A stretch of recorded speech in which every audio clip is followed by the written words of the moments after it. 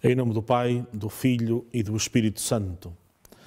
Vinde, Espírito Santo, enchei os corações dos vossos fiéis e acende neles o fogo do vosso amor. Enviai, Senhor, o vosso Espírito, será criado, e renovareis a face da terra. Oremos.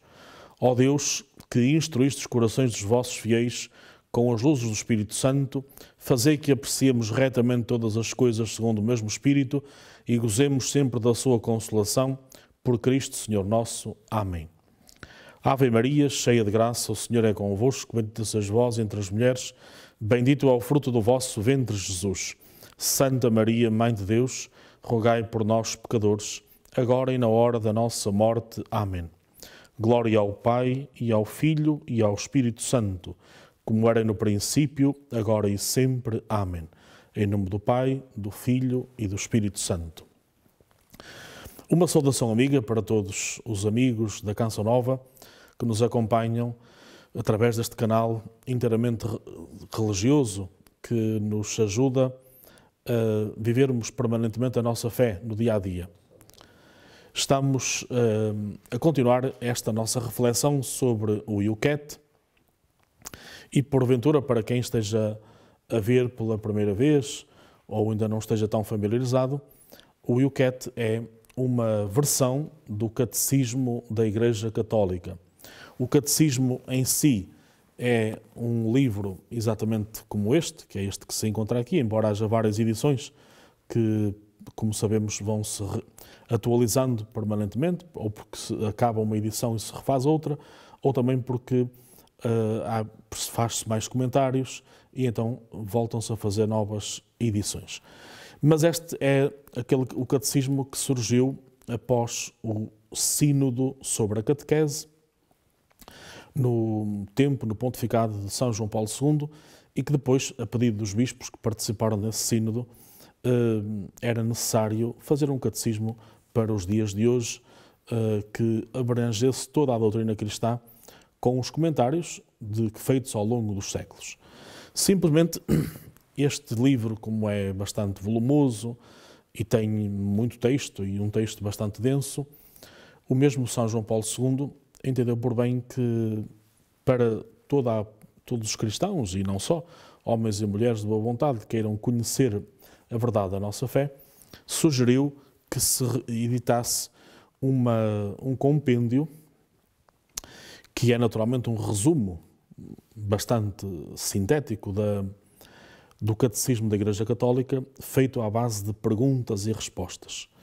Até porque, a partir das perguntas, é sempre mais fácil depois, quem quiser aprofundar, poder naturalmente dirigir-se ao Catecismo. Portanto, a partir daqui, alguma pergunta as perguntas estão elaboradas, também para nós é uma ajuda, quando queremos saber sobre as verdades da nossa fé, e vamos por aí vendo as respostas mais breves, e quando queremos aprofundar mais, então tudo nos remete para o catecismo.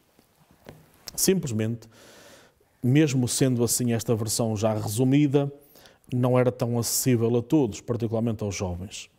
E já no pontificado de Bento XVI, o Papa Emérito, se elaborou então este livro, a que se deu o nome Yucat, um nome universal em qualquer país, e que tem também, à base de perguntas e respostas, passando pelas verdades principais da nossa fé, com uma vantagem em relação ao compêndio, que é ter a explicação de algumas palavras, alguns conceitos, que para nós cristãos são mais familiares, mas às vezes nem sempre também tão acessíveis.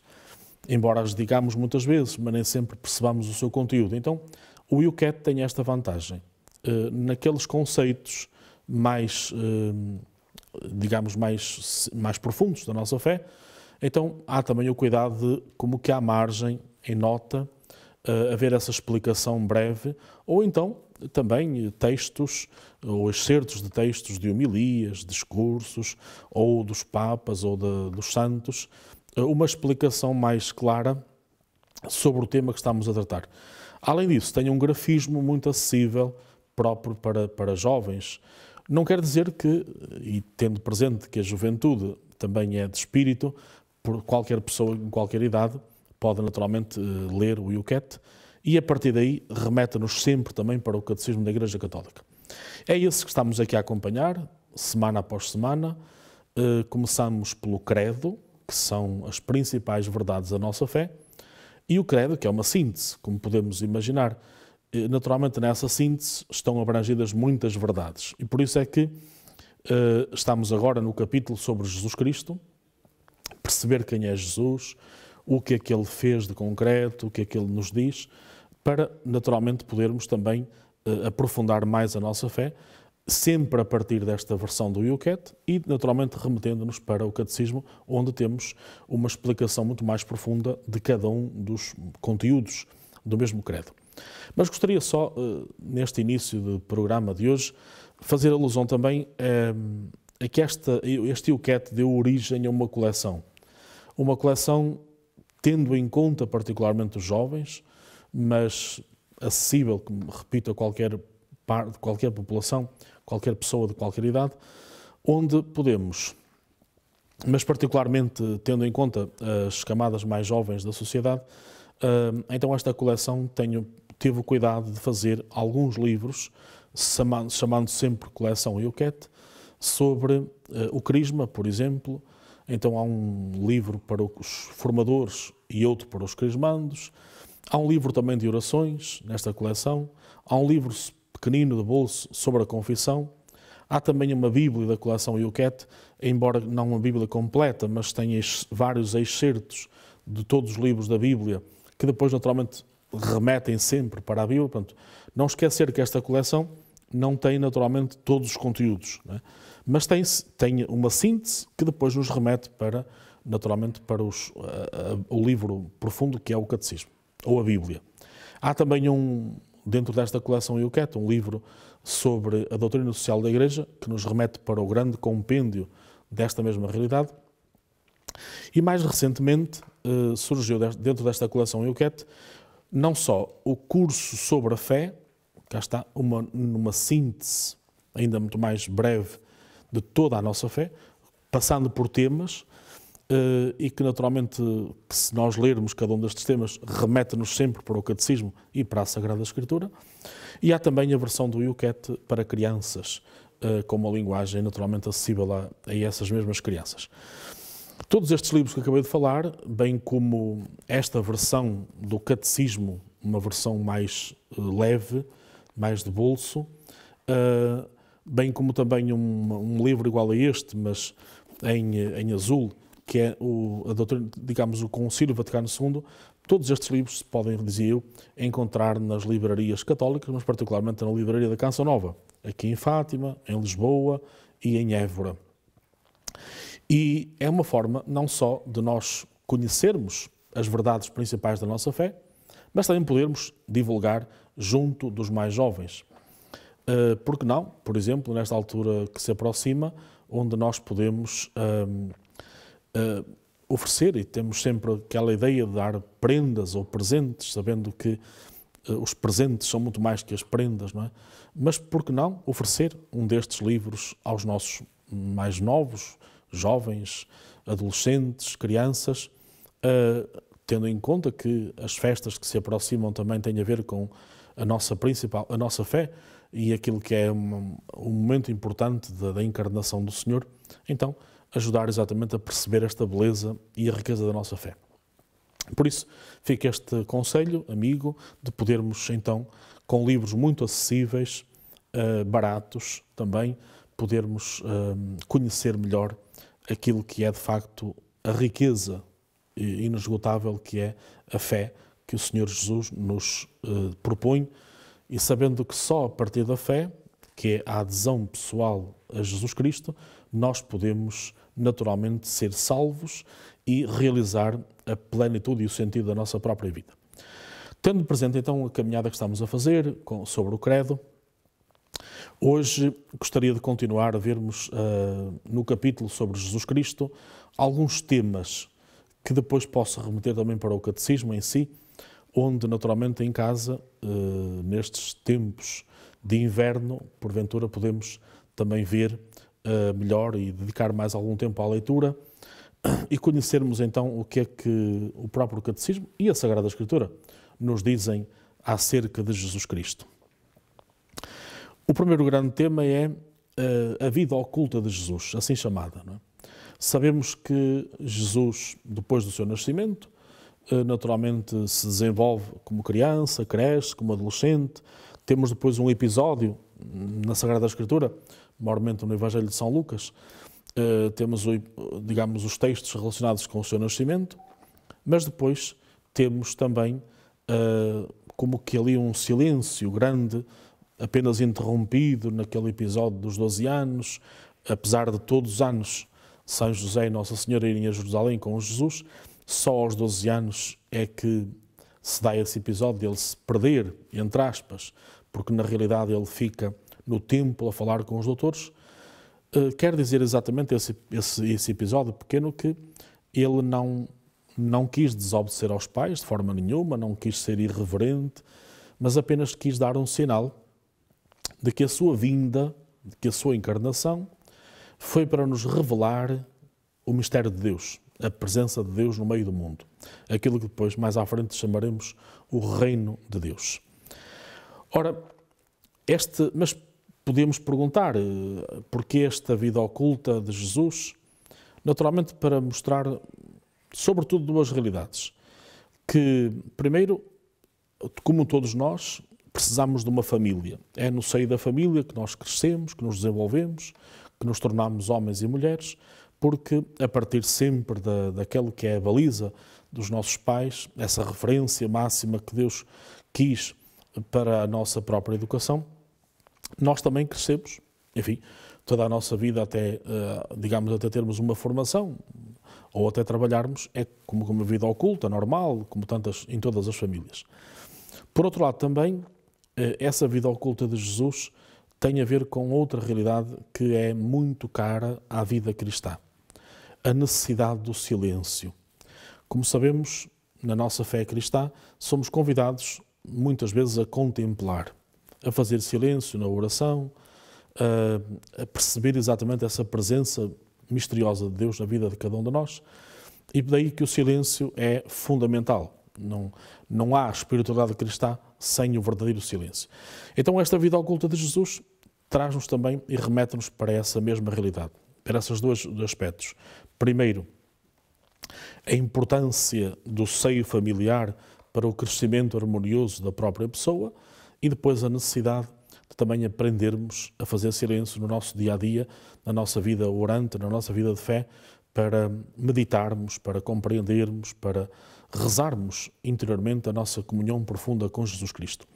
Se quisermos, sobre esta vida oculta de Jesus, aprofundar aqui no Catecismo, nos números 531 a 564, encontramos então vários textos, vários comentários da chamada patrística, que são naturalmente os comentários feitos pelos chamados padres da Igreja, que ao longo dos tempos foram comentando a Sagrada Escritura, foram naturalmente feitas reflexões, meditações sobre as verdades da nossa fé, e por isso o Catecismo tem essa vertente. Não só sintetiza as verdades, como explana, aprofunda, ajuda-nos a meditar, para nos nossos dias percebermos então o grande valor, a grande riqueza que é conhecermos Jesus Cristo e aderirmos a Ele de alma e coração. Portanto, quando rezamos o credo, não estamos a dizer apenas verdades mais ou menos soltas, mas estamos a sintetizar o essencial da nossa própria fé. Portanto, reparem, quando nós falamos de Jesus,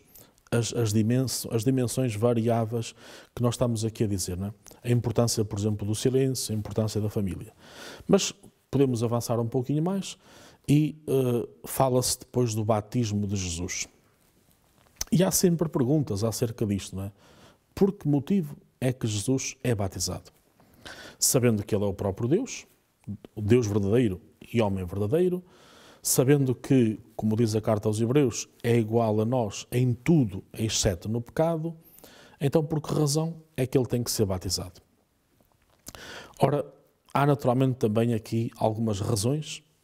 Nós podemos aprofundar isto a partir dos números 585 até 537 do Catecismo, para percebermos, no fundo, o essencial desta ação de Jesus que se realizou a partir de João Batista, antes de mais perceber o que é que significa o batismo. É imergir, não é?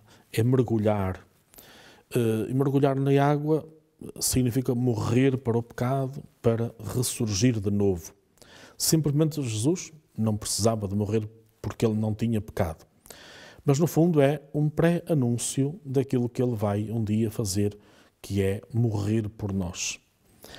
E naquele momento do batismo de Jesus, como bem nos recordamos, ouve-se a voz do céu que diz: "Este é o meu filho". Então não só Deus confirma que aquele homem concreto que está ali perante João Batista e perante a multidão de pessoas que se aproximavam de João Batista é o próprio Filho de Deus, que o povo de Israel tanto esperou, tanto ansiou, mas também é para percebermos que ele um dia, como Filho de Deus, e para isso é que ele veio à Terra, para isso é que ele assumiu a nossa condição humana, vai morrer por nós, vai assumir o nosso pecado, não é? Então, de alguma forma, o batismo de Jesus é também já uma antecipação, não é? Uma preparação, um anúncio desse acontecimento que vai ser depois a sua morte. Como sabemos, aproximavam-se de Jesus, aproximavam-se de João Batista, todas as pessoas que queriam ser batizadas, queriam ser purificadas do seu pecado, os soldados, prostitutas, publicanos, mas Jesus não precisava deste batismo, naturalmente. Submete-se a este batismo, ele toma sobre si os nossos pecados e compreende, assim, o seu batismo como uma interpretação antecipada do seu sofrimento e da sua ressurreição, como uma expressão da sua disponibilidade de morrer por nós. E por isso é que Deus confirma que ele é o seu Filho muito amado e, portanto, o nosso irmão. Então, estamos a ver aqui que Jesus se apresenta no meio dos pecadores para ser batizado, não por necessidade, mas exatamente para o nosso próprio bem, não é? Assume, e já está a anunciar, assumir a nossa condição de pecadores. Nós é que precisamos do batismo para sermos purificados do pecado original, e ele está a dizer que um dia, porque o batismo significa também morrer para o pecado, imergir na água, está a dizer que um dia vai morrer por cada um de nós. Portanto, como vemos, na vida de Jesus, mesmo aqui na Terra, tudo está interligado. Nada acontece por acaso naturalmente. Por que motivo é que Jesus foi tentado? É sempre um tema que nos interroga, não é? Se nós, pessoalmente, somos tentados, e constantemente, não é? Muita gente diz: mas porquê que eu sou tantas vezes tentado? Porquê que tenho tantas tentações? É uma questão que temos que ter muito clara, que vai acontecer sempre até à hora da morte, não é? Assim como os pensamentos. Nós não somos donos dos pensamentos. Eles podem ser bons, e há muitos pensamentos bons, e há pensamentos naturalmente negativos. Como acontece com as tentações. Aquilo que nos é pedido, e até isso somos capazes de fazer, não ceder às tentações. Agora que vamos tê-las sempre até à hora da morte, sem dúvida nenhuma, não é? Depois também é verdade que serão menos tentações ou mais, consoante também a nossa vida cristã. Se bem que, por outro lado, também é preciso ter consciência que quanto mais nos aproximamos de Deus, quanto mais queremos ter uma vida profundamente em comunhão com o Senhor Deus, também mais vezes somos tentados. Porque, como sabemos, as tentações provêm sempre do demónio e o demónio quer sempre afastar-nos de Deus. Portanto, vai-se naturalmente, vai meter-se, deixamos dizer assim entre aspas, com as pessoas que querem aproximar-se de Deus. Isso também nos leva a perceber uma outra realidade que acontece a partir do nosso batismo, que ser batizado não é, o batismo não é uma coisa que se tem, mas é naturalmente uma essência na nossa própria vida, começa uma nova etapa da nossa vida, por isso nunca devemos dizer eu tenho batismo, mas sim sou batizado, que é totalmente diferente. O ser batizado significa que eu vou começar uma vida de luta permanente. Luta não no sentido de agressividade, de violência, mas luta contra o mal e para que o bem cresça mais na minha vida. Portanto, no fundo, se olhássemos para uma balança, não é? Aquilo que nos é pedido como cristãos, batizados, pessoas imergidas em Cristo, é que as virtudes cresçam de dia para dia e os defeitos possam diminuir. E por isso, a tentação será sempre constante e, naturalmente, essa luta constante de fazermos descer, digamos, diminuir tudo o que venha do mal e fazer potenciar o bem. Claro que depois sabemos que há remédio para tudo isto, que é naturalmente a oração, o estar em graça de Deus.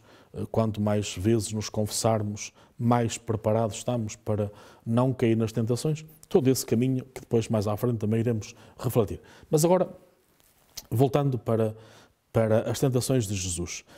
Sendo ele Deus, por que motivo é que naturalmente foi tentado? Sabendo já de antemão, com muita clareza, que foi tentado, mas não se deu em nenhuma tentação. Por um lado, é importante dizer que as tentações de Jesus, que nos aparecem no Evangelho, são exatamente as nossas, não é?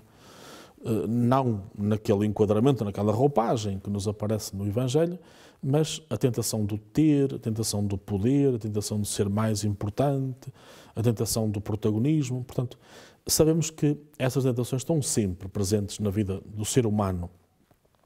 Naturalmente que Jesus, como homem verdadeiro, foi tentado, mas nós não temos um Redentor incapaz de se compadecer das nossas fraquezas. Pelo contrário, ele mesmo foi provado em tudo à nossa semelhança, exceto no pecado. Portanto, também nos ajuda a perceber claramente que Jesus, ao fazer-se um de nós, ao assumir a nossa condição humana, ele não se torna superior. Portanto, reparem, aliás, se falarmos de humildade, o ser mais humilde à face da terra foi efetivamente Jesus, não é? Porque, e nós temos episódios belíssimos no Evangelho, onde Jesus nos mostra com clareza que até perante os maiores pecadores, Jesus não olha de cima para baixo, mas de baixo para cima. Dou-vos apenas 2 exemplos. Temos o episódio de Zaqueu, que está no cimo de uma árvore, e a quem Jesus diz de baixo: Zaqueu, desce, porque quero ficar na tua casa. E temos o exemplo da pecadora, que é trazida para junto de Jesus para ser apedrejada à morte por estar em adultério, e a quem Jesus diz: mulher, estando sentada no chão a escrever, levantando a cabeça, diz: mulher, ninguém te condenou, também não te condeno, vai e não voltes a pecar. Portanto, Jesus tem sempre este cuidado, nunca ser altivo, nunca ser prepotente, como tantas vezes nós podemos ser. E por isso Jesus deixa-se ser tentado, mostrando-nos claramente que pôde resistir como ser humano e que também nós podemos resistir, sabendo quais são os remédios. Volto a sublinhar a importância da leitura orante da Sagrada Escritura, a participação viva nos sacramentos, maiormente da reconciliação e da Eucaristia, e a oração pessoal, e mesmo a oração mariana, tanto nos ajudam a desviar-nos sempre, a dizer um não concreto às tentações. Então, caríssimos amigos, estes 3 temas que vimos de Jesus Cristo, a sua vida oculta, aquele silêncio, aquela vida em família, que é também a semelhança da nossa própria vida, a importância do seu batismo e do nosso batismo, não é? Morrer para o pecado e crescer para a virtude, para a comunhão com Jesus Cristo, e também o ser tentado, sabendo que é uma realidade que se assemelha connosco, e assim como ele não cedeu a nenhuma tentação, também nós podemos resistir e, portanto, não cair tantas vezes porventura. Importa, então, olharmos para Jesus como referência, como modelo. Estamos a terminar este programa e sugeria que pudessem, porventura, em algum aspecto que não tivesse sido tão claro, que fizessem alguma pergunta endereçada para o endereço que aparece agora em rodapé, e assim, se houver perguntas em número suficiente, poderemos um dia fazer um programa só com respostas às vossas questões, aos vossos sublinhados também, haver esse feedback para percebermos claramente que esta questão da fé e da beleza da nossa fé também vos chega ao coração, também vos diz respeito a todos nós, e assim podemos crescer como irmãos na fé, sabendo que estamos aqui exatamente para nos ajudarmos mutuamente, e estou aqui apenas para caminhar convosco como vosso irmão na fé, para vos ajudar, e também enquanto falo, enquanto me preparo, também vou crescendo na fé. Então fica uma saudação amiga para todos vós, da minha parte, que sou o Padre José António Andrade, da Arquidiocese de Braga, e colaboro com a Canção Nova neste programa ajudando-nos a caminhar na fé e, à luz da fé, queremos aprofundar esta beleza do nosso encontro com Jesus Cristo. Peço a bênção de Deus para todos nós, para que continuemos a ser fiéis à nossa fé, a ler, a rezar, a aprofundar e a divulgar também. Não se esqueçam da diversidade de conteúdos que nós temos e podemos também evangelizar dando a conhecer esses conteúdos. Então peçamos ao Senhor, com muita humildade, a sua bênção para lhe sermos sempre fiéis. O Senhor esteja convosco, Ele está no meio de nós. Abençoe-vos Deus Todo-Poderoso, Pai, Filho e Espírito Santo.